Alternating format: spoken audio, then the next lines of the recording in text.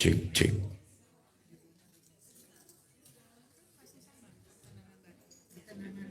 Iya, keterangan batin kita ada panjang. Akhirnya ditabung setelah 12. Iya. Kang Abu tabung setelah Ibu tabung. Iya, siap. Ibu.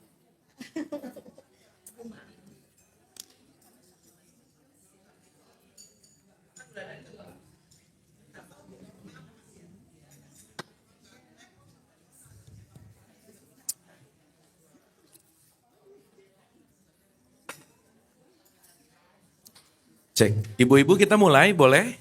Boleh ya, sip. Sambil cemil-cemil boleh kok. Cemilannya boleh dibawa ke kursi aja. Ntar kita cek audio dulu.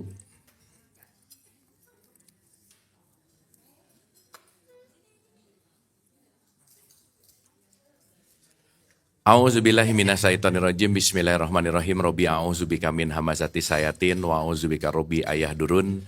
Robbi srohli sodri wa yassirli amri wahlul 'uqdatam min lisani yafqahu qauli.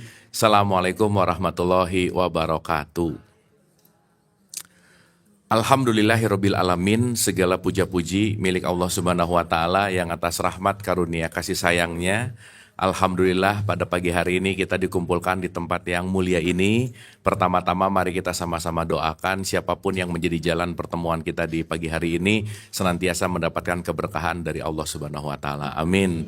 Hatur nuhun kepada Sahibul Bait yang menyediakan tempat untuk kita belajar.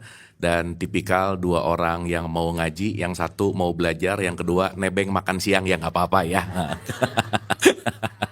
Kok tahu? Ya. Pagi hari ini alhamdulillah, kita tepuk tangan dulu dong ibu-ibu, semangat ya, pagi hari ini kita belajar bareng lagi. Kita sama-sama membuka pikiran, membuka hati lagi. Salawat serta salam juga kita lupakan, kita sampaikan kepada seluruh nabi dan rasul, wabil khusus baginda besar kita Rasulullah Muhammad Sallallahu Alaihi Wasallam, kepada para sahabat-sahabatnya, tabiin, pemuka-pemuka agama, wali-wali Allah, pejuang-pejuang bangsa, dan senantiasa sampai kepada kita sampai akhirul zaman. Amin, amin ya Allah ya Rabbal Alamin. Ibu-ibu sehat semuanya? Alhamdulillah. Udah sarapan? Udah ya, sip. Jadi perut aman ya? Aman. Baik, sebelum kita mulai seperti biasa, mangga Ibu kita hening dulu sejenak, kita doa dulu bentar, kita khususon berdoa untuk ibu bapak kita pastinya, karena tanpa ibu bapak kita nggak mungkin ada di sini. Ibu bapak kita sababiah kita hadir, kita doakan. Ibu bapak kita kan manusia biasa ya, pasti punya salah, mari kita maafkan kesalahannya. Dan kita lestarikan kebaikannya, kita doakan juga siapapun yang terlebih dahulu meninggalkan kita doakan yang sedang sakit dalam keadaan musibah, senantiasa kasih sayang Allah memberikan kekuatan, dan pagi hari ini kita munajat, senantiasa dimudahkan untuk mendapatkan hikmah, petunjuk, dan kesadaran. Al-Fatihah. Auzubillah. Bismillah. Iyyaka na'budu wa iyyaka nasta'in ihdinas siratal mustaqim. Siratal ladzina an'amta 'alaihim ghairil maghdubi 'alaihim waladdallin. Amin, amin, amin ya Allah ya Rabbal Alamin. Tur nuhun, terima kasih ibu-ibu senantiasa hadir utuh di sini saat ini. PR dikerjain nggak ya? Oh, dikerjain. Jangan-jangan lupa ada PR lagi ya. Ibu-ibu kita 2 pertemuan lagi UTS ya, jangan lupa ya, ujian. 2 pertemuan lagi. Baik, hari ini kita akan melanjutkan tentang mutmainah kita, tentang konteks batin, tentang konteks jiwa yang tenang, tentang konteks di mana kita hadir utuh di sini saat ini. Kita review dulu yang kemarin-kemarin sedikit boleh ya, ibu-ibu ya. Oke. Kalau kita bicara dalam konteks ya, harapannya ibu-ibu di sini kalau udah dengar kata innalillahi wa inna ilaihi rajiun udah bukan ngomongin mati ya, bukan ya. Bukan. Karena innalillahi wa inna ilaihi rajiun semua datang dari Allah dan akan kembali kepada ketetapannya. Semua sistem miliknya dia, semua aturan miliknya dia, semua hukum miliknya dia, dan gak akan ada yang bisa melawan hukum itu gitu. Jadi orang yang ilaihi rojiun itu kembali kepada hukum-hukum Allah.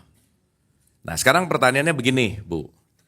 Kalau kita mau ilaihi rojiun, mau kembali ke Allah, nunggu mati nggak kira-kira?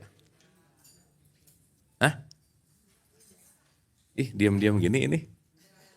Kan kalau pemikiran konvensional, hidup, mati, pulang gitu nggak kira-kira? Nunggu mati dulu, husnul khotimah gitu kira-kira. Sekarang saya tanya, ibu-ibu pengen husnul khotimahnya sekarang atau nanti? Hah? Ayo. Ibu pernah dengar kata almarhum nggak? Pernah dengar? Almarhum itu artinya yang dirahmati. Iya.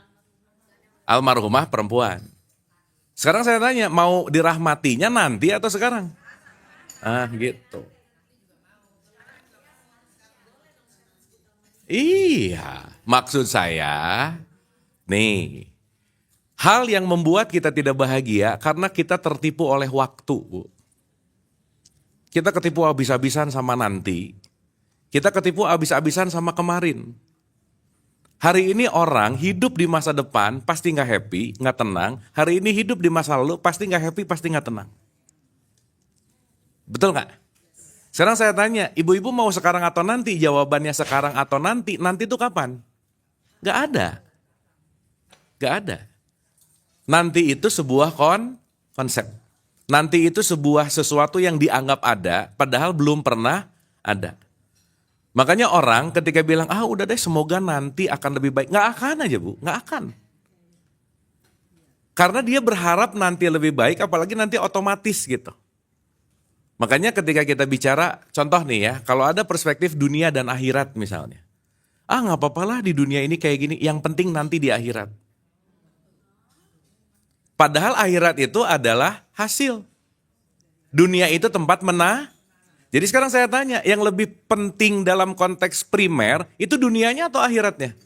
Iya, karena kalau kita nanam di sini bagus, akhiratnya pasti oke. Jadi nggak bisa, nggak apa-apa lah di dunia kere, nanti di akhirat baik. Nggak bisa, lebih kere Bu, pusing. Quote and quote ya. Karena seakan-akan orang banyak menganggap keajaiban akan terjadi nanti akan lebih baik. Nggak bisa. Karena nanti tergantung kita sekarang. Oke Bu, sampai sini clear ya? Oke, maka hari ini kita akan sedikit masuk ke ilusi waktu. Hari ini kita akan berbicara tentang konteks kesadaran dalam wilayah. Kenapa batin kita tuh jarang tenang gitu? Kenapa jiwanya tuh gundah gulana terus gitu? Yang akhirnya maaf nih ya, sholatnya rajin, puasanya rajin, tapi anxiety Bu. Ibadahnya kayak rajin, tapi hidupnya kayak nggak happy gitu. Yang akhirnya, maaf banget, nggak relate antara ritual harian sama hidup yang dijalani gitu. Dan nanti kita ngerti sih, disadari atau tidak, rata-rata, apalagi di masyarakat kita, orang menjalankan ritual agama tuh bukan karena kehendaknya, kebutuhannya, tapi gara-gara takut Bu. Nomor satu takut, yang kedua nggak enak sama orang lain gitu kira-kira. Jadi harus. Berarti ngerjainnya tanpa ngerti. Abis itu yang paling bahaya, rese banget sama keyakinan orang gitu. Ribut banget sama keyakinan orang. Dia yang nggak Jumatan yang pusing gue gitu. Nggak Jumatan nanti masuk neraka, urusan dia lah gitu. Betul nggak? Jadi ya itu tadi tuh. Nanti kita ngerti sih. Ternyata memang kita melatih diri kita tuh nggak happy gitu tiap hari, jangan-jangan. Itu satu. Yang kedua, jangan lupa setiap tindakan kita lagi melatih orang lain, untuk orang lain itu memperlakukan aku. Contoh, kalau tiap hari mukanya cemberut, jangan harap ketemu orang yang senyum-senyum lah, nggak mungkin. Betul nggak? Karena saat kita cemberut, kita lagi ngelatih sekeliling kita untuk cemberut. Karena kalau kita marah-marah, kita lagi ngelatih sekeliling kita untuk marah-marah. Jadi orang melakukan apapun ke kita, jangan-jangan kita yang melatih dia untuk seperti itu. Betul nggak? Terus akhirnya komplain, kamu sih nggak bisa. Nggak bisa, nggak ada urusan. Jadi Bu maaf ya, semakin kita sibuk sama eksternal, semakin lingkungan luar jauh lebih sibuk daripada lingkungan dalam, itu nggak mungkin batinnya tenang aja udah. Nggak mungkin. Contoh lagi Bu, maaf ya. Bagus menurut kita, belum tentu cocok sama orang lain, belum tentu Bu. Jadi nggak usah maksa-maksain, ini bagus loh, dikirim linknya. Ini ada bagus, dikirim linknya. Padahal belum tentu menurut mereka bagus sesuai dengan apa keinginan kita gitu. Betul nggak? Oke Bu, sip ya. Nah nanti keseluruhan ini, kalau dalam pakai bahasa Quran itu ada kalimat lakum dinukum waliyadin. Apa yang nyaman untukku, apa yang nyaman untukmu, untukmu. Nggak usah rese sama kenyamanan orang lain. Oke? Sip ya? Nah ini kadang-kadang orang religius ngerasa paling benar pengen ngerubah orang gitu loh Bu. Orang nggak pengen dinasihati, diceramahin sama dia. Ujungnya awalnya apa? Sekedar mengingatkan. Ah pret banget ya, nyebelin. Orang lagi nggak pengen diingetin kok gitu. Betul? Jadi intinya makin kita sibuk dengan faktor eksternal, makin kita akan berkecamuk sama faktor di dalam dirinya. Oke Bu? Aduh ibu-ibu diam-diam gini, ini oke ini? Kayak belum sarapan nih. Dapat ya? Dapat ya? Nah, yuk. Sekarang kita masuk ke sini, Bu. Berarti kalau ngomongin innalillahi wa inna ilaihi rajiun, semua akan kembali kepada Allah. Yang Allah hadirkan ke dalam hidup kita apa sih, Bu? Apa yang Allah hadirkan dalam hidup kita setiap saat? Kita akan dihadapkan apa nih? Oke, pasti. Cobaan, oke. Apalagi?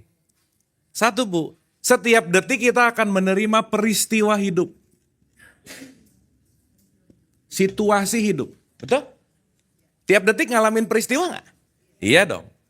Dan peristiwa yang datang dari Allah disebut yang namanya realitas. Atau disebut apa Bu? Kenyataan. Jelas ya?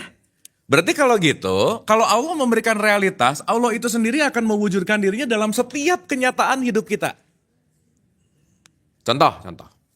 Ibu pernah dengar kata ibadah nggak? Pernah dengar? Begitu ibu dengar kata ibadah, ting yang kepikiran apa? Sholat, ngaji, betul? Sekarang saya tanya, orang sholat pasti ibadah nggak? Hah? Nih, contoh ya. Ibu-ibu kalau sholat ada iftitah baca gini nggak? Inna sholati wanu suki. Ibadahku, sholatku. Dipisah nggak? Dipisah. Berarti orang yang rajin gini-gini belum tentu ibadah. Nah, bisa jadi senam.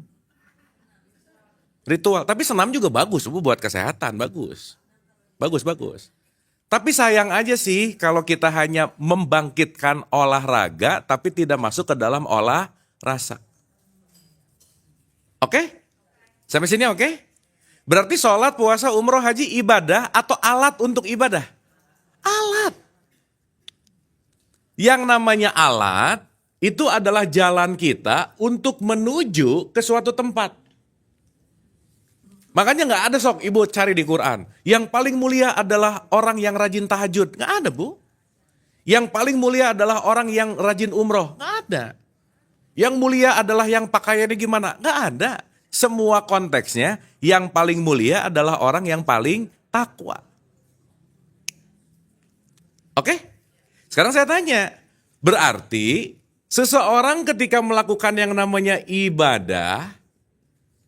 Ibadah itu dalam katanya ada kata abdi, menghambakan. Berarti orang yang beribadah kepada Allah yang gimana kira-kira Bu? Kalau dikaitkan dengan ini tadi. Mengabdi ke apa? Hah? Mengabdi ke Allah. Apa bukti nyata dia mengabdi ke Allah?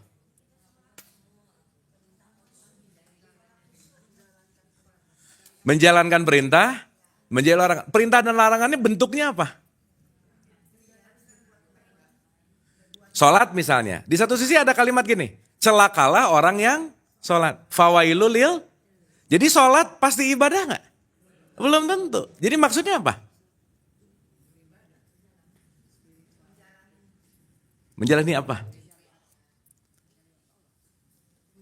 Diam gini ini ibu-ibu. Kan kalau di surat 51 ayat 56, wa ma khalaqtul jinna wal insa illa liya'budun. Tidak diciptakan jin dan manusia hanya untuk beribadah. Betul nggak? Oke. Sekarang saya tanya, ada orang ke masjid, Allahu Akbar, dia lagi ibadah nggak? Belum tentu. Karena dia lagi menjalankan alat untuk beribadah. Oke? Jadi orang yang beribadah itu yang gimana, Bu? Hah? Satu, Bu. Orang yang beribadah adalah orang yang menerima kenyataan hidupnya. Selesai.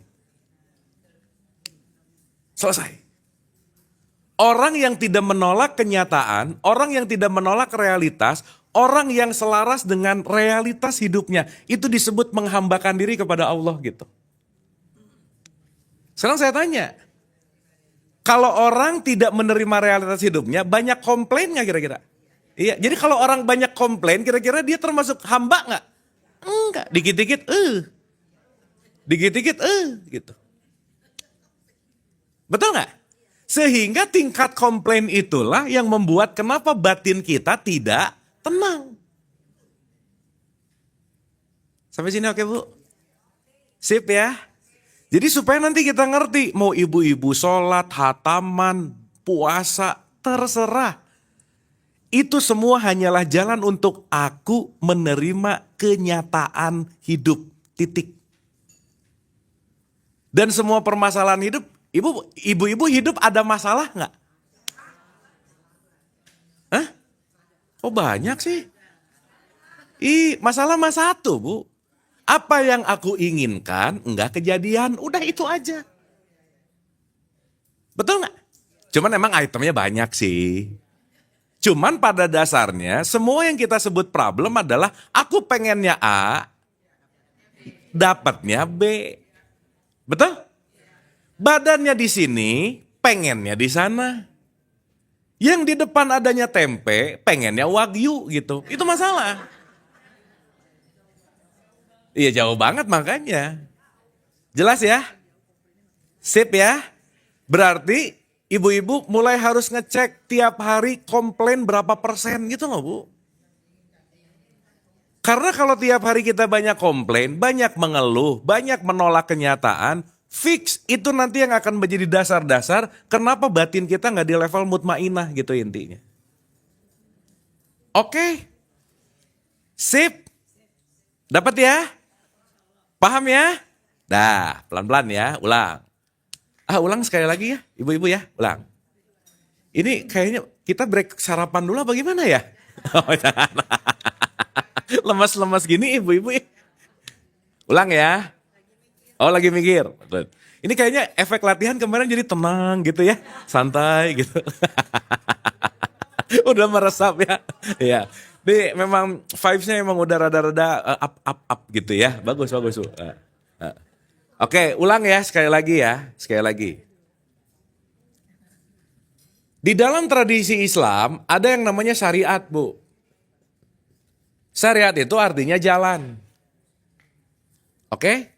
Semua syariat tujuan utamanya untuk memakrifatkan diri, menyatukan diri kita dengan Allah, salah satunya apa? Menerima kenyataan.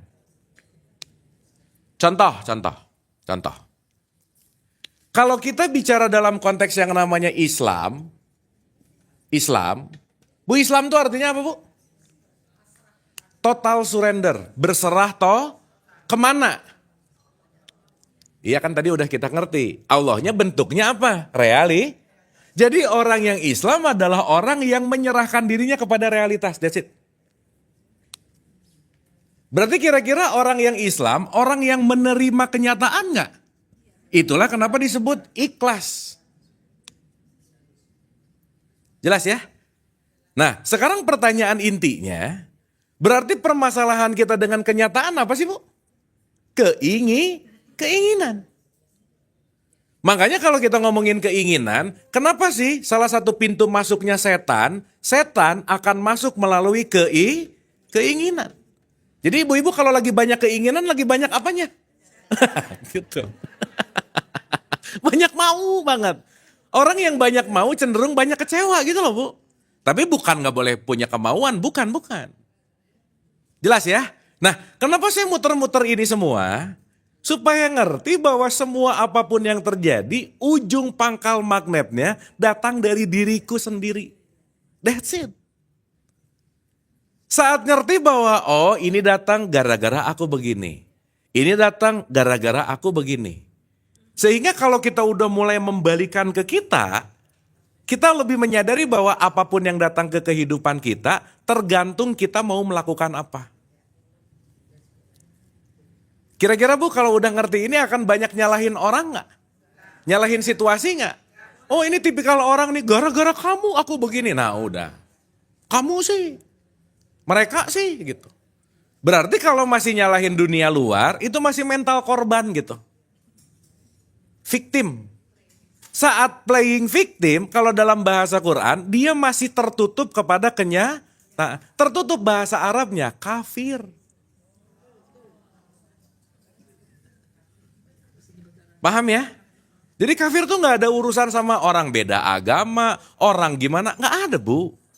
Kenapa? Aku tertutup dari kenyataan. Jadi kalau ibu-ibu lagi marah gara-gara keinginan yang gak kejadian, lagi tertutup gak? Iya, lagi jadi orang apa itu? Gitu. Paham ya? Jadi sehari-hari kekafiran selalu ada gak? Kita tuh tutup, buka, tutup, buka, tutup, buka. Betul gak? Makanya berbolak-balik ini dalam bahasa Arab disebut kolaba, namanya kolbu. Oke? Tabula balik, bener. Bolak-balik gitu. Nah cuman nanti kita ngecek berapa banyak kebukanya, berapa banyak ketutupnya. Dan yang bisa membuka tutup Bu, gak ada kecuali diri sendiri. Udah. Itu yang tadi saya bilang, udahlah. Gak usah terlalu rese sama urusan orang, keyakinan orang, karena gak akan ada yang bisa ngerubah gitu. Jelas Bu? Oke ya? Nah sekarang kita masuk nih. Ini paham ibu-ibu? Paham apa puyeng? Paham ya? Nah, jadi maksud saya Bu, udahlah gak usah ngurusin syariat orang, gaya-gayanya, udahlah. Karena setiap orang punya tingkat kenyamanannya masing-masing. Makanya di surat 22 ayat 67, tiap-tiap umat punya syariatnya tertentu yang mereka jalankan dan gak usah diributin gitu kira-kira. Nah Bu, maaf ya. Mental culture masyarakat kita memang kalau ada yang beda salah aja. Padahal berbeda belum tentu salah. Nih ya, tipikal orang yang happy sama orang yang sedih Bu. Tipikalnya gini. Kalau orang yang kira-kira bakat sedihnya tinggi, ngelihat yang beda langsung ngejudge salah. Itu tingkatnya rendah aja, emosinya rendah aja, frekuensinya rendah aja. Tapi kalau misalnya uplifting energinya lebih bagus, ngelihat yang beda justru penasaran, kok dia beda ya? Apa nih pelajaran yang aku belum tahu dari perbedaan itu gitu. Kira-kira kalau ngelihat yang beda, lebih banyak pengen belajar, lebih banyak menilai. Yang mana Bu? Ya udah. Nah ya, kalau banyak menilai namanya kafir Bu. Tertutup dari perbedaan. Maka di 49 ayat 13 disebut, aku ciptakan berbangsa-bangsa dan bersuku-suku, berbeda-beda untuk saling kenal, mengenal. Jelas ya? 49 ayat 13. Paham ibu-ibu? Dapat ya? Jadi menjadi Islam adalah menjadi menerima kenyataan. That's it. Makanya kalau di Quran ada kata-kata inna dina indallahil Islam. Itu bukan ngomongin KTP, Bu, bukan. Kamu nerima kenyataan atau tidak gitu. Sip ya?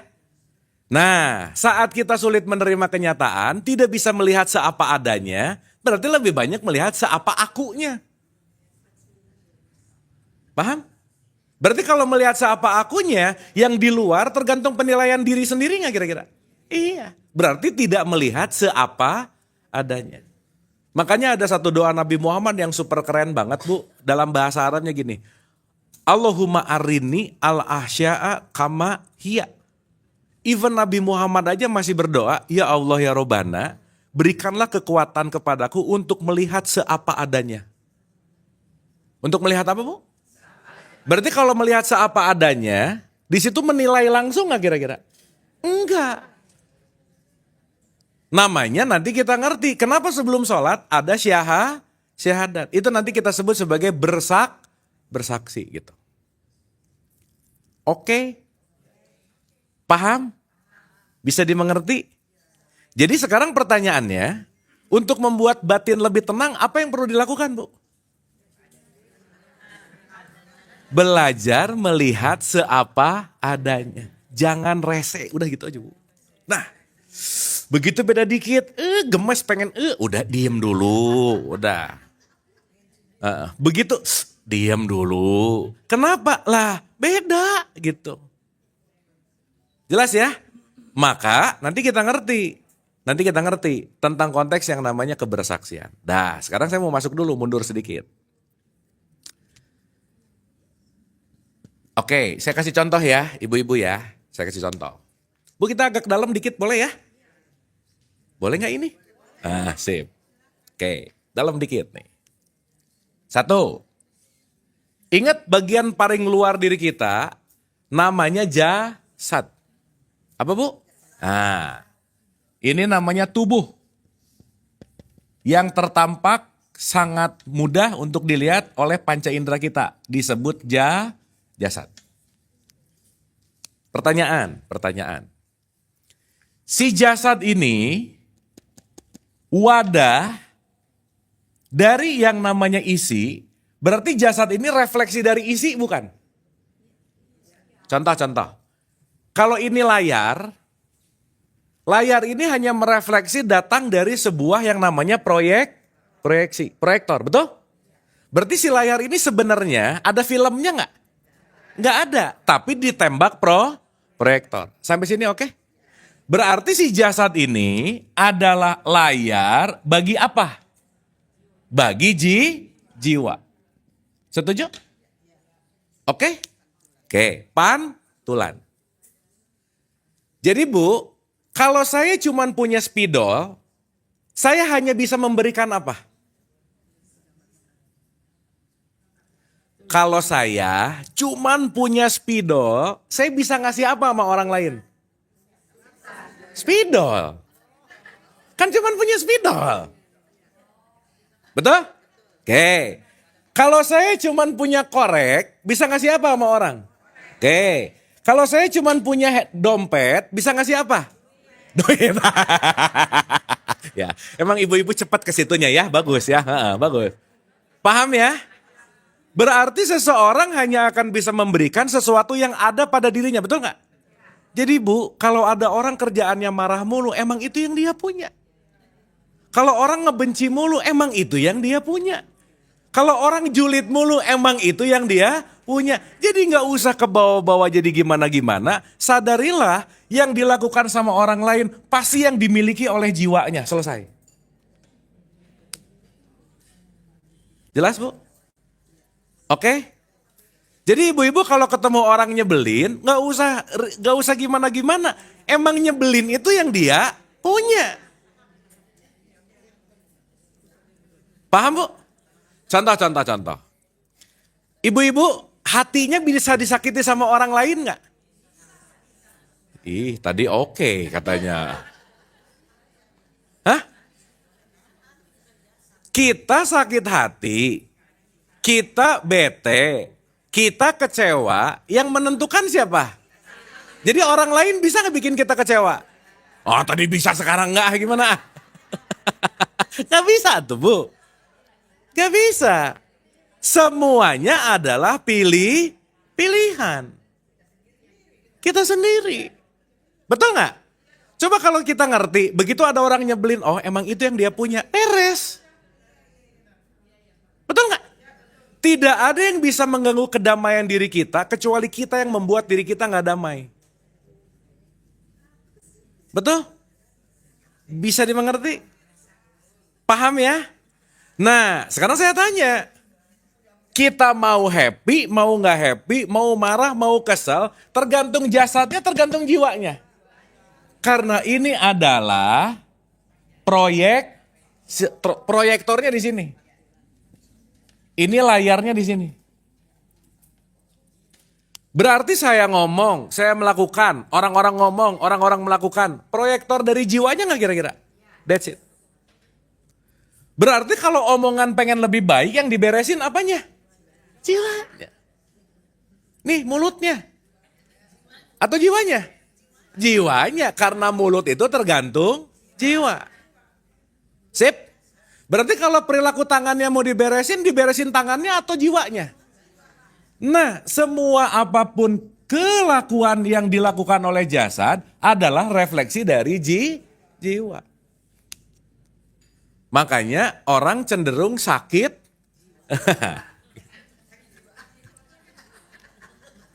Iya Bu. Ibu ingat waktu pertemuan 3 yang lalu? Salah satu yang membuat kita tetap happy, ingat aja Bu. Bumi ini rumah sakit jiwa besar. Semua orangnya sakit, nah udah. Selesai. Jadi ibu kalau ada ketemu orang nyebelin, oh sesama pasien rawat jalan, udah beres. Dia sakit, aku juga sakit. Kadarnya aja yang beda. Oke Bu? Sip. Nah sekarang kita lihat ke perspektif Quran. Dalam satu perspektif Sufism ada kata-kata man arofah nafsa fakot arofah robah. Kalau kamu kenal jiwamu, kamu akan selaras dengan Tuhan gitu. Jelas ya? Kalau kita kenal dan paham jiwa kita, kita pasti akan selaras dengan keinginan-keinginan, peristiwa-peristiwa, realitas-realitas kehidupan. Berarti jiwa kita dengan kenyataan ada korelasi nggak? Pasti. Kenapa? Karena jiwa membentuk ego yang selalu mau melawan kenyataan. Jelas Bu? Sip? Paham ya? Nah sekarang saya tanya, waktu ibu-ibu sholat, kira-kira melakukan kegiatan jasad atau jiwa? Oh yang benar. Rata-rata nih kalau lagi sholat, ngurusin gerakan atau ngurusin jiwanya?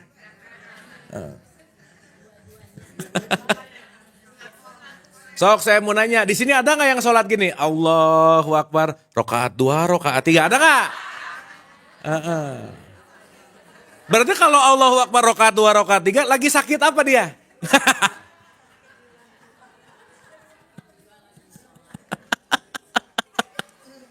Iya, benar nggak? Iya, berarti sholatnya bukan ngeberesin jiwa tapi sibuk di wilayah jasad. Sholatnya salah gimana maksudnya Bu? Ya kan balik lagi, ucapan apa dan lain-lain wilayahnya dalam syariat. Gitu. Ya tapi kan kita belajar Bu. Bu maaf ya, maaf nih, maaf banget nih. Kita disuruh sholat, disuruh ada Al-Fatihah nggak kira-kira? Iya. Al-Fatihah itu kan bukan hanya membunyikan Al-Fatihah tapi merasakan. Merasuk gitu loh Bu. Orang yang ber-Al-Fatihah beda sama orang yang membacakan Al-Fatihah. Contoh. Ibu-ibu lebih sering berdoa atau baca doa?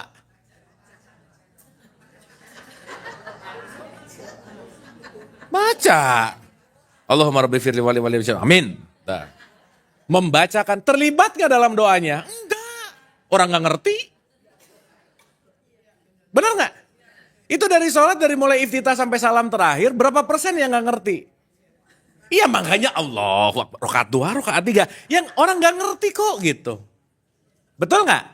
Berarti saat kita sholat katakanlah, jangan-jangan jasadnya aktif tapi jiwanya tidak masuk ke dalam konteks kesini gitu. Kosong. Jelas Bu? Sip ya? Makanya kemarin kita latihan. Karena satu-satunya jalan supaya jiwa kita tidak terlalu sibuk ke depan dan ke belakang, kita perlu belajar fokus. Perlu belajar apa Bu? Fokus. Karena kalau fokus nggak dilatih, Kesadaran kita akan loncat-loncat ke kamar pikiran kemana-mana, Bu. Betul nggak? Ibu-ibu di sini lagi belajar. Kesadarannya ada lagi di sensi, bisa nggak? Bisa. Lagi di PIM, bisa nggak? Bisa. Mampir balik ke sini, bolak-balik. Akhirnya apa? Kurang fokus. Oke? Sip ya? Jadi maksud saya, setiap ibu-ibu sholat jadikanlah sarana untuk fokus, tubuhnya tumak nina, jiwanya khusyuk gitu. Bu, sehari semalam 1 rakaat khusyuk udah bagus, Bu. Gak usah 17-17-nya juga gak apa-apa. Makanya diulang-ulang gak? Kenapa diulang-ulang coba? Latihan. Repetisi. Kenapa?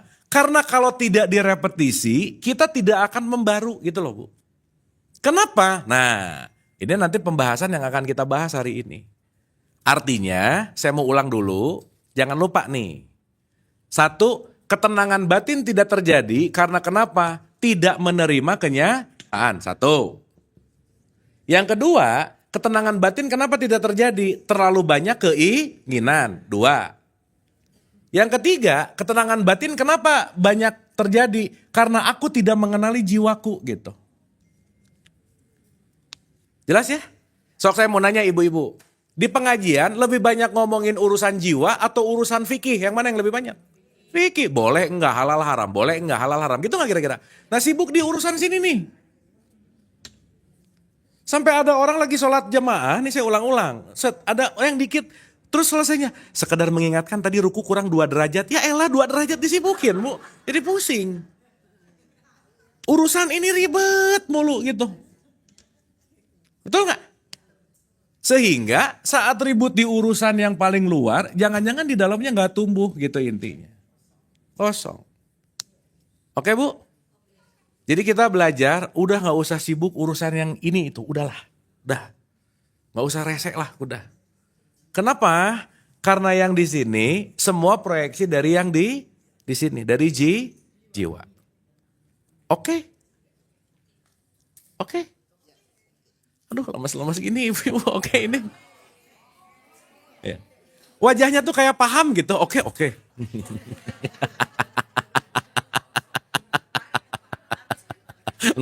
Oke. Ya. Ketenangan karena kita tidak menerima kenyataan, banyak keinginan. Keinginan. Yang ketiga, tidak mengerti jiwanya. Tidak mengerti mekanisme jiwa. Yang pertama, banyak menolak kenyataan. Ibu-ibu termasuk orang banyak yang menolak kenyataan atau menerima yang mana? Yang bener Jawabannya penuh dusta gitu ya. Ya, ini tolong diingat-ingat nih. Jadi begitu ada kenyataan, jangan langsung ditolak dulu. Udah diam dulu. Dengerin dulu. Jangan langsung apa-apa. Jangan. Ya. Makanya kemarin kenapa saya kasih PR 21 hari which is pasti nggak banyak yang ngerjain sih di mana-mana gitu ya. Ya nggak apa-apa ya. Iya.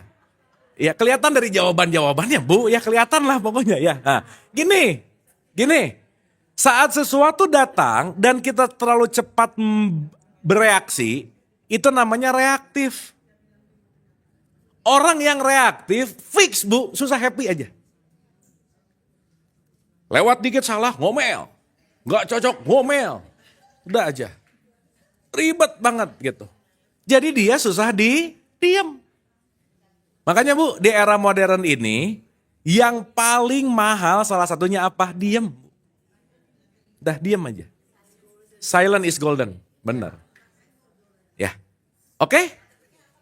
Yang ketiga, tidak mengenali jiwa. Ya. Iya. Ini sampai zuhur 3 ini diulang-ulang terus ya. Dapat ya? Dah. Berarti Bu, maaf nih. Di dalam tradisi Islam, nomor 1 disuruh syahadat dulu, benar gak? Betul? Syahadat apa sih artinya Bu? Bersaksi. Bersaksi itu maksudnya gimana? Yakin, oke. Sok ya saya mau nanya rada dalam sedikit. Waktu syahadat, kita berbondong-bondong mengucapkan aku bersaksi. Benar? Oke, sekarang saya tanya. Kalau orang udah berani ngomong bersaksi, berarti udah menyaksikan belum? Kan ngomong aku bersaksi, berarti udah menyaksikan belum? Udah tuh Bu, masa belum? Kalau belum berarti aku belum bersaksi gitu. Ini suka aneh-aneh aja. Ya, paham ya? Jadi kalau orang udah ngomong aku bersaksi, berarti udah atau belum? Mantap. Saya mau nanya sama ibu-ibu. Ibu-ibu pulang dari sini boleh ngomong gak sama temannya? Aku bersaksi ketemu si Abu, boleh gak? Kenapa? Nasib, mantap. Yang gak datang ke sini boleh gitu gak? Gak boleh orang gak datang. Kecuali nonton di sini sih. Ya gak apa-apa. Tapi nonton di sini kan virtual. Oke? Paham maksud saya? Ibu ini direkam. Kan kemarin ada rekamannya. Kenapa coba saya rekam? Supaya gak ada alasan ibu-ibu lupa gitu maksudnya.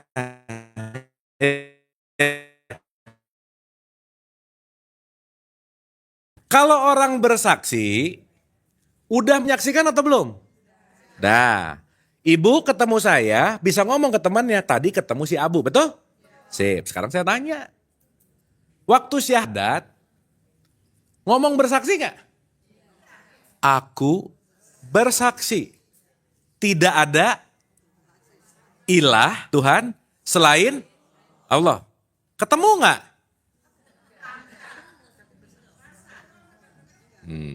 Mulai nih. Dan yang nomor satu mungkin rada jauh ya. Yang kedua nih yang rada gampang. Wa ashadu anna Muhammad Rasulullah. Aku bersaksi Muhammad utusan Allah. Betul? Ketemu. Kan bukan aku mengakui. Ayo. Bener gak? Ini pertanyaannya logik gak? Logik dong. Gimana caranya saya mau bersaksi orang saya belum mengalami? Bu maaf ya, di belakang ada sate itu ya. Sate. Saya boleh ngomong gini, ibu-ibu sate enak banget. Boleh gak? Ya boleh-boleh aja sih. Tapi sayanya belum nyobain, ngomong satenya enak. Berarti saya bersaksi palsu. Bener? Bener gak ini? Oke. Orang kalau datang ke pengadilan menjadi saksi harus ngelihat langsung kejadian gak? Hakim nanya, wahai saksi apakah kamu melihat kejadiannya? Tidak yang mulia. Berarti saksi apa? Palsu. Tapi dia ngomong, katanya sih yang mulia. Lah udah gak laku. Di pengadilan ini katanya gak berlaku gitu. Betul? Sok saya mau nanya lagi. Ibu-ibu waktu syahadat ngomong gimana Bu yang keduanya? Aku bersaksi bahwa Muhammad utusan. Siapa yang berhak ngomong bersaksi Muhammad utusan Allah adalah yang sudah berjumpa dengan Muhammad. Betul? Ibu-ibu ketemu gak? Kenapa bersaksi? Berarti kalau gitu jangan bersaksi. Tapi aku yakin Nabi Muhammad. Gitu dong.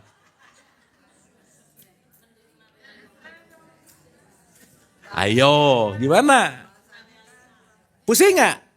Pusing. Kenapa coba Bu? Kita cepat-cepat disuruh sholat, syahadatnya belum oke. Itu aja. Kan orang sekarang merasa Islam gara-gara lahir di rahim Islam, bener gak? Ngerasa udah syahadat, betul gak? Udah syahadat, skip langsung sholat gitu. Padahal Bu, konteks inti dari tradisi Islam nomor 1, gimana mau sholat sampai nomor 5 kalau bersaksinya belum beres gitu maksudnya.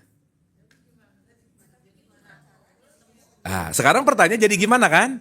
Nah, kita akan bahas di episode nanti, tenang aja, tenang. Kan kita menuju.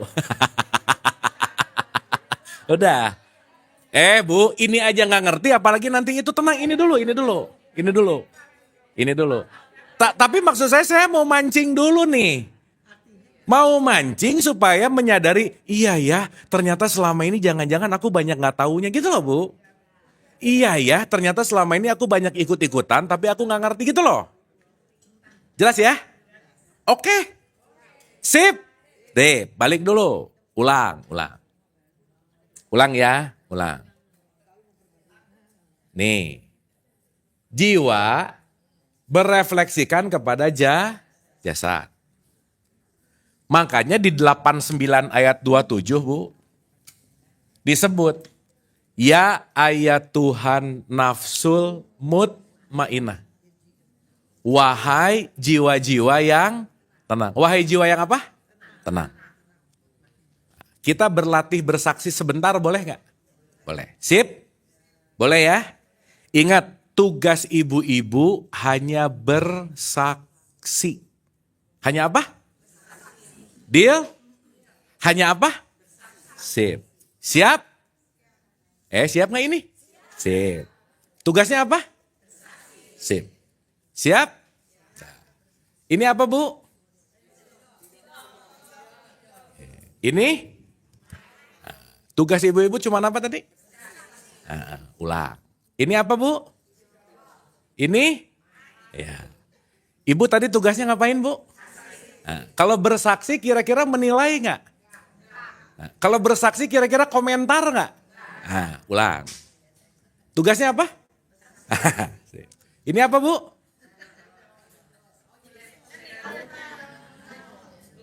Ini apa? Oke. Kalau gitu Bu, sebelum bersaksi kejauhan ya, kita mundur dulu dikit. Ibu boleh nggak jadi anak-anak lagi? Boleh nggak?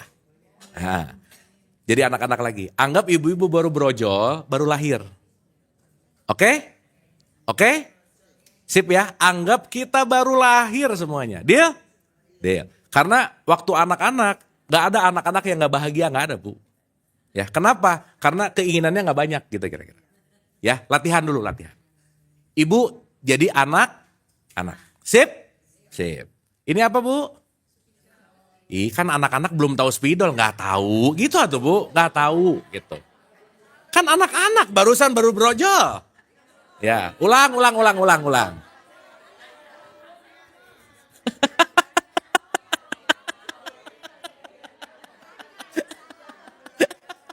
Ya, ulang. Ulang ya. Baru apa ini sekarang? Brojol. Gak tahu apa-apa. Sip? Ini apa Bu? Gak tahu. Ini? Nah gitu bagus. Ini? Nah Bu, kalau kita pakai mode itu dalam keseharian, kita akan jauh lebih happy dulu. Paham? Paham? Dah.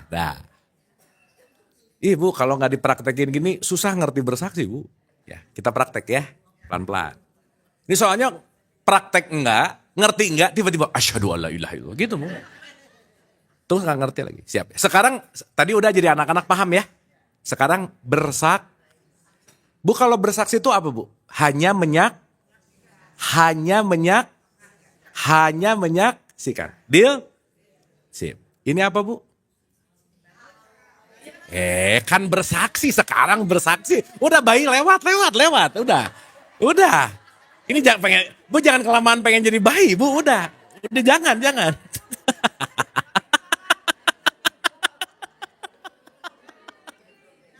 Udah, ulangi lagi sekali lagi Bu, sekali lagi. Duh, hari Jumat lagi ya, di jam berapa nih? Duh, udah jam 11 Bu. Iya, oke. Sip ya. Bu, tapi sampai sini dapat sesuatu nggak? Sip, mantap ya. Poinnya itu Bu. Bu, ingat ya, boleh ya nggak apa-apa ya. Ini kalau saya mau cepetin 5-10 menit lagi beres semua materi, mah gampang Bu. Udah saya tinggal ngomong amarah, lawamah, mulhamah, nanti level ini, udah Ibu hafal, selesai. Tapi itu hanya transfer knowledge. Betul nggak? Nah PR kita, saya bukan mau transfer knowledge, tapi transfer rasa gitu loh Bu. Supaya pulang dari sini ada yang dikontemplasikan gitu. Oke? Supaya pengajiannya tuh berbekas gitu Bu. Jangan pulang lupa, bulan depan lupa. Jangan. Supaya ada sesuatu yang diaplikasikan. Deal? Oke, ulang. Bayi lewat, udah jangan dipikirin bayi Bu, udah. Lewat, udah.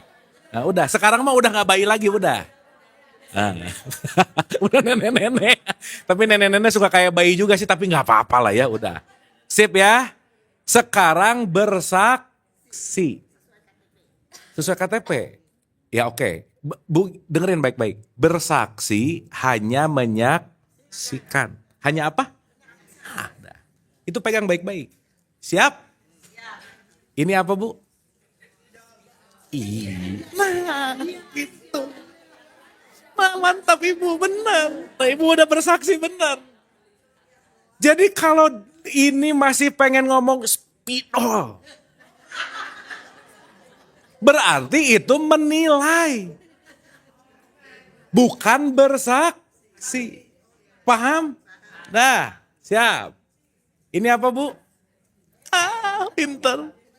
Ini, pinter. Ini, nah gitu. Ini apa? Ini apa? Semua yang ditunjuk gak perlu ada kata-kata. Nanti ibu akan ngerti kenapa Nabi Muhammad bilang, Quran sejati apa sih? La sautin wala harfun. Gak ada suaranya, gak ada hurufnya. Quran sejati. Karena saat udah dihurufkan, udah bukan bersaksi. Oke bu? Bu ini pelajaran tasawuf tingkat tinggi loh. Ya pelan-pelan ya. Pelan-pelan. Ulang. Ya. Ibu gak ngerti sekarang gak apa-apa. Ya gak apa-apa. Gak apa-apa. Tapi at least ulang ya. Ulang. Sekarang bukan bersaksi, sekarang menilai. Sekarang apa? Mantap. Lagi apa sekarang? Oke. Ini apa bu? Asik. Ini papan tulis. Sekarang ibu-ibu bersaksi. Siap? Ini apa? Mantap. Nah ibu kalau bisa gini sampai besok bagus bu. Udah. Maksud saya saat kejadian datang bersaksi dulu. Reaktif gak? Enggak. Bu, punten ya, mohon maaf ya. Saat saya tanya ini apa, keinginan menjawab tinggi gak? Nah itu ciri-ciri kurang bersaksi gitu tuh. Berarti pengen komen mulu gak kira-kira? Iya. Berarti ketika pengen komen, kebersaksiannya kurang, kita terpapar oleh kebiasaan gak kira-kira? That's it. Oke bu. Sip ya. Ini jurus loh bu. Ulang. Once kita bersaksi, mau saya tunjuk kemanapun, hanya that's it. Paham ya? Karena bersaksi.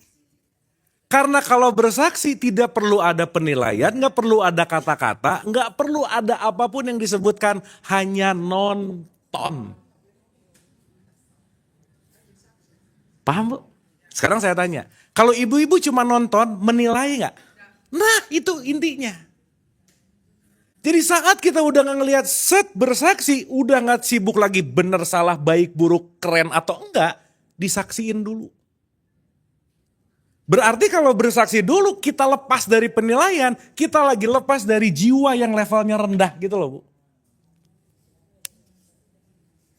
Paham sampai sini? Yang lebih bahaya ngeliat, menilai, ngomong, judgement, taunya salah, lihat, repot bu. Benar nggak? Iya dong.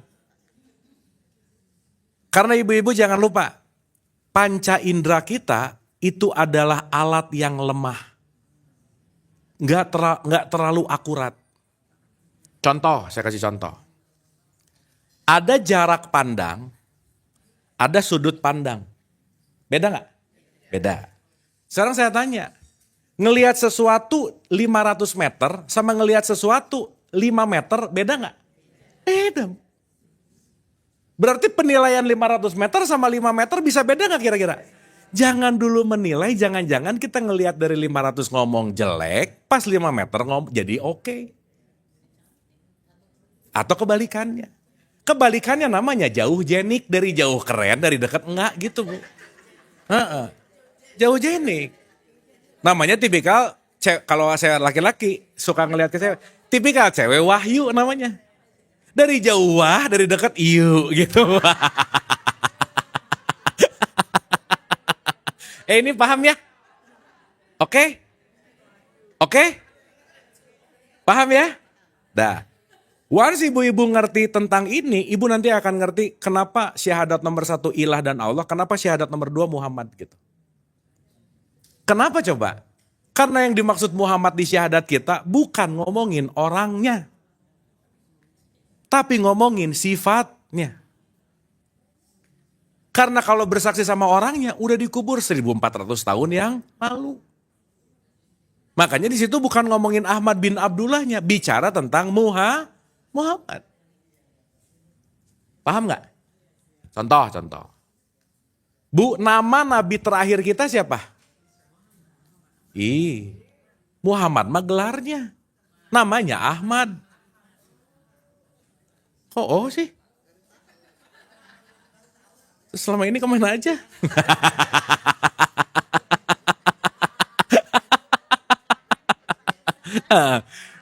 Berarti selama ini bersaksi palsu nggak kira-kira? Nah, aduh Bu, mati bentar Bu. Ini sampai sini oke? Gimana Ibu? Ya. Ya.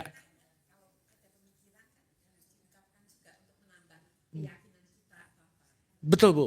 Tetapi saat ada sesuatu kita langsung kritis, cenderung yang mengkritisinya adalah ego gitu loh Bu. Cenderung di situ. Tapi saat kita mengkritisi setelah jiwanya tenang, maka kita kritis menggunakan higher self kita, menggunakan kesadaran gitu kira-kira. Itu aja sih Bu. Jadi maksud saya, saat kita melatih diri untuk tidak egonya keluar, gini Bu, ego itu terjadi spontan. Kenapa coba? Karena 98% yang ibu-ibu lakukan dalam keseharian itu nggak mikir lagi. Betul nggak? Otomatis. Berarti begitu kita melakukan keputusan, datang dari otomatis atau datang dari kesadaran? Berarti kalau datang dari otomatis yang dipilih itu terus nggak? Hasilnya itu terus nggak? Terus komplain, kok nggak ada yang berubah ya? Ya iyalah, datangnya dari sini mulu gitu. Oke. Sip. Gimana Bu? Ya. Boleh Bu. Tapi bertanya bisa nanya pakai ego atau bisa nanya pakai kesadaran. Paham gak maksud saya? Contoh Bu. Ada orang nanya, sebenarnya bukan nanya sih, ngetes misalnya. Mungkin kan? Sehingga pertanyaan apapun konteks yang keluar, kenapa tadi kita latihan diam dulu supaya tidak datang dari ego. Tapi datang dari kesadaran. Oke? Duh diam-diam gini, ini oke ibu-ibu. Sedang mencerna ya. Ibu sadar gak dari tadi saya banyak nanya supaya apa coba? Supaya ibu diam di sini. Kalau ibu didongengin dari tadi, tubuhnya di sini sih. Pulang gak dapat apa-apa. Kenapa? Balik. Balik. Lama-lama kayak meditasi. Oh tidur gitu. Kan repot. Paham ya? Makanya kenapa dialektika itu sangat dibutuhkan. Bu, maaf ya, Nabi Muhammad itu gak ceramah loh. Tapi menunjukkan, mencontohkan. Makanya beliau itu tekniknya di awal dia bilang datang ke satu rumah, dialektika, berargumentasi gitu. Berarti kalau berargumentasi menggunakan nalar gak kira-kira? Ibu dari tadi merasa berpikir gak? Nah gitu. Kalau ibu-ibu tiap hari banyak berpikir atau banyak pikiran yang mana? Nah gitu udah. Nah ini supaya gak banyak pikiran, kita mikir gitu maksudnya. Kan lumayan Bu, sejam setengah mikir, abis ini sok ibu banyak pikiran lagi mah gak apa-apa juga, udah. Sampai sini oke? Paham? Satu ya penutup hari ini nih. Kenapa Bu? Kenapa saya muter kanan kiri nyari contoh apa dengan mempermudah gimana pun untuk satu aja. Karena jiwa kita itu punya ilusi yang berbicara dalam ilusi melihat waktu Bu. Ya, saya kasih contoh. Kira-kira grafiknya gini. Allah memberikan dua kehebatan ke manusia yang gak dikasih selevel ini kepada makhluk yang lain. Cuman dikasih best of the best kepada manusia. Bu. Satu, namanya memori. Apa Bu? Sip. Yang kedua, namanya imajinasi.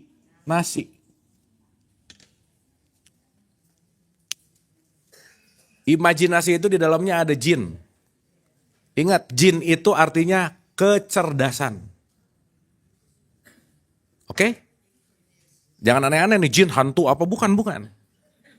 Bukan. Ya, sip ya. Makanya orang pintar disebut jinius. Orang gila disebut majinun. Dekat-dekat. Makanya pintar belum tentu berakhlak baik, betul nggak? Yes. Makanya hati-hati sama kepintaran. Anyway, nanti kita bahas lebih dalam. Nah, Bu, satu kita dikasih apa sama Allah? Memori. Dan apa? Sekarang saya tanya, waktu kita ke memori, kita lagi ke masa lalu, namanya past. Waktu kita ke imajinasi, kita lagi ke masa depan, namanya future. Oke? Ibu suka sakit hati, bad mood, suka gak? Kenapa coba? Karena ibu lagi main ke masa lalu, that's it. Kita hanya disiksa oleh memori kita, selesai. Dan kita hanya disiksa oleh imajinasi kita, selesai. Dah. Betul, Bu? Sekarang saya tanya, hidup itu di masa depan atau di masa lalu? Ini nih. Nih, now. Makanya saya mau nanya jujur sama ibu-ibu. Ibu-ibu coba rasain dalam hatinya, detik ini ada masalah gak? Detik ini ada masalah gak? Gak ada, Bu. Berarti saat ibu memiliki masalah, ibu lagi kabur dari saat ini. Paham maksud saya? Jadi waktu ibu komplain, pasti lagi ke sini nih. Iya nih gini. Pasti lagi ke memori aja udah. Atau ibu-ibu lagi khawatir, cemas, anxiety, pasti lagi ke sini. Aduh nanti gimana ya? Ini kalau 50 tahun lagi, ya elah masih lama kali Bu, 50 tahun lagi. Paham maksud saya? Coba kita renungin Bu. Tiap hari, pikiran kita gini gak? Gitu gak? Masa depan, masa lalu, masa depan, masa lalu, masa depan, masa lalu. Gitu gak kira-kira? Even ibu-ibu detik ini sekarang lagi belajar, loncat-loncat gak kira-kira?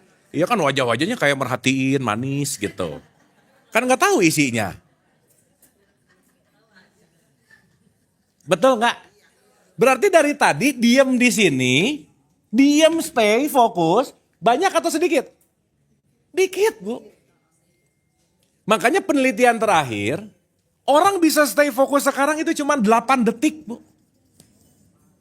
Lepas dari itu habis 8, entah pengen lihat handphone lah, entah lihat WhatsApp lah, entah ini, entah itu. Semua distraksi sehingga membuat kita selalu gitu. Paham Bu? Oke? Nah yang barusan kita latih bersaksi, saat ibu-ibu bersaksi, ibu-ibu lagi ada di sini nih. Vum. Nggak ke depan, nggak ke belakang. Itulah yang disebut titik khusyuk. Khusyuk dalam sholat artinya melatih kita nggak di masa depan, nggak di masa lalu. Paham Bu? Tapi waktu ibu-ibu sholat lebih banyak di masa depan, di masa lalu nggak? Iya nggak apa-apa juga sih. Tapi kalau nggak dilatih, sholatnya jadi nggak terlalu dalam tanda petik berguna. Akhirnya apa? Sholat bukan tempat wahana kita untuk hadir utuh gitu. Karena selama ini di alam bawah sadar orang Islam di Indonesia khususnya yang saya teliti, Bu maaf ya ini fakta nih. Saya nanya ke 1.100 orang tentang sholat Bu. Saya tanya gini, sholat nyaman gak? Tenang gak? 83-85% jawabannya, aku sholat karena kepaksa itu. Kenyamanannya gak dapet di situ. Karena takut, karena kepaksa. Di bawah subconscious mind-nya, itu takut sama dosa gitu kira-kira. Dan sorry to say, ini terjadi pada kolektif masyarakat Islam di Indonesia karena kenapa? Agama masuk pasti lewat awalnya lewat ketakutan gitu kira-kira. Ancaman. Berarti sholat tidak berfungsi sebaik-baiknya untuk menghantarkan kita hadir utuh di sini saat ini. Oke Bu? Nah ini kunci Bu. Terakhir ya. Ibu-ibu, once kita pengen happy ever after, hadirlah di sekarang. Karena sekarang inilah yang kita miliki, gak bisa kabur dari saat ini, gak bisa. Dan itu kalau gak dilatih, gak bisa aja. Jadi orang yang batinnya tenang adalah orang yang sering mampir ke titik tengah, gitu kira-kira. Begitu ke depan, begitu ke belakang. Satu lagi terakhir. Dalam perspektif Sufism lah ya. Orang yang di masa lalu namanya mati, Bu. Orang di masa depan namanya mati. Karena orang yang hidup hanyalah orang yang hadir di sini saat ini. Berarti waktu ke masa lalu, waktu kesal gara-gara masa lalu, lagi hidup lagi mati. Waktu khawatir ke masa depan, lagi hidup lagi mati. Makanya Quran ngomong, kamu tuh hidup gak lama. Bukan urusan umur, waktu, usia, bukan. Makanya saya sering bilang dengan analogi gini Bu, ada orang meninggal di usia 90 tahun, dikubur umur 90 tahun, tapi udah mati dari umur 40 tahun.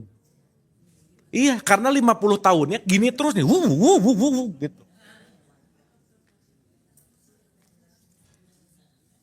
Paham Bu? Jadi saat ibu-ibu mau ke masa lalu nih mau kesel, langsung aja mati nih, mati gitu. Saat mau ke masa depan khawatir, mati gitu. Makanya puncak konteks nanti kita ngerti, Bu, Ibu kalau paham ya ngelihat lebih dalam. Di tradisi Islam semua alatnya canggih-canggih Bu. Mulai dari sholat, 5 waktunya, qobla ba'da, sunahnya, dikasih puasa, bener gak? Dikasih Ramadan, bener gak? Itu semua tools yang keren banget untuk kita latihan di sini nih. Cuman toolsnya bagus, yang makainya gak ngerti. Iya jadi ngasal. Coba kebayang gak Bu, orang beli beli iPad aja. Harga 20 jutaan, gak tahu cara makainya, dibawa ke dapur, dipakai ini, pakai iPad. Bukan kelihatan gaya, emang gak ngerti aja sih gitu. Beli kulkas buat baju gitu kan jangan ya. Kenapa? Alatnya bisa canggih banget, tapi jangan-jangan kita gak bisa makainya gitu. Jadi sayang betul. Oke Bu. Dapat sesuatu? PR baru sekarang. Harus ada PR. Ibu sebisa mungkin tiap hari banyak bersaksi dulu daripada bereaksi. Oke? Begitu ngelihat sesuatu, diam, saksi. Namaste. Begitu ngelihat sesuatu, diam dulu. Meskipun maaf ya, Bu kalau orang kebiasaan mikir dulu gak? Kalau orang kebiasaan marah dulu untuk menyelesaikan semua masalah, mau apapun marah dulu aja. Berarti ada sesuatu langsung marah gak? Nah sekarang kalau misalnya kebiasaannya marah, ada sesuatu diam dulu. Meskipun 2 detik abis gitu marah gak apa-apa. Yang penting ada 2 detik, itu berharga. Diam dulu. Pokoknya ibu mau komen nih ya, mau komenin orang nih, diam. Jangan-jangan emang gak perlu komen gitu loh Bu. Paham? Oke? Dilatih 21 hari. Nah, kenapa Bu?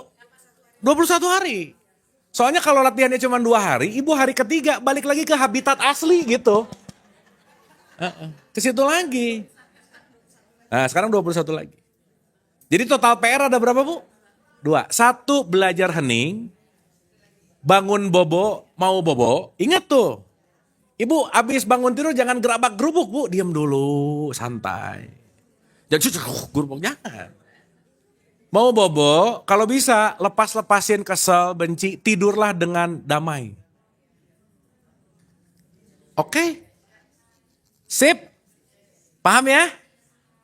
Jadi jangan lupa belajar Nah, next kita akan ngomong derajat jiwa. Yang kedua, derajat persaksian, baru UTS. Nah. Awas UTS pada nggak datang nih. Ya, kan harus tahu satu-satu gimana. Ya, kita bikin sedikit penilaian lah gitu. Supaya ibu-ibu, supaya tahu, Bu ini kita udah pertemuan keberapa ya? 7 ada? Supaya kita punya grafik ini pengajian gimana grafiknya gitu. Kan ada penilaian. Oke? Ibu-ibu get something, dapat sesuatu? Alhamdulillah. Ada pertanyaan? Ya waktunya habis cukup lah ya, udah gak usah nanya ya, udah.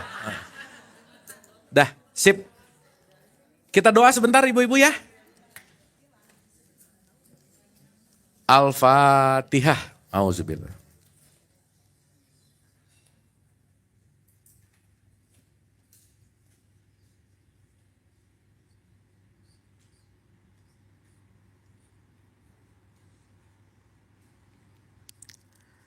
Allahumma rabbik firli wali walidayya warhamhuma kama rabbayani shaghira. Rabbana atina fid dunya hasanah wa fil akhirati hasanah wa qina adzabannar. Wa adkhilnal jannata ma'al abrar. Ya Aziz, ya Ghafar, ya Rabbal alamin. Subhana rabbika rabbil izzati amma yasifun wa salamun alal mursalin walhamdulillahi rabbil alamin.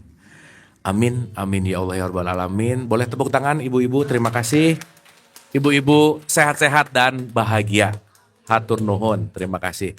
Oh ya, dapat info dari pusat ada yang ulang tahun katanya ya. Ya, selamat ulang tahun yang berulang tahun. Ibu Truli mana? Oh ya, Ibu. Happy birthday Ibu. Semoga usianya berkah. Amin. Kita doa sebentar buat yang ulang tahun boleh ya? Ya. Yuk, Oh, Ibu ulang tahun juga? Iya. Oh, sip. Yuk kita doain yang ulang tahun. Al-Fatihah. Auzubillah.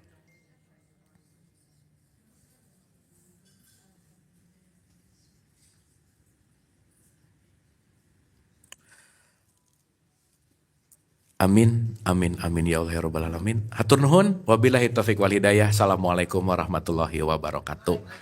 Terima kasih ibu-ibu. Hatur nuhun. Ibu-ibu boleh dadah dulu dong biar ada rekamannya. Dadah. Tuh. Dah. Asik.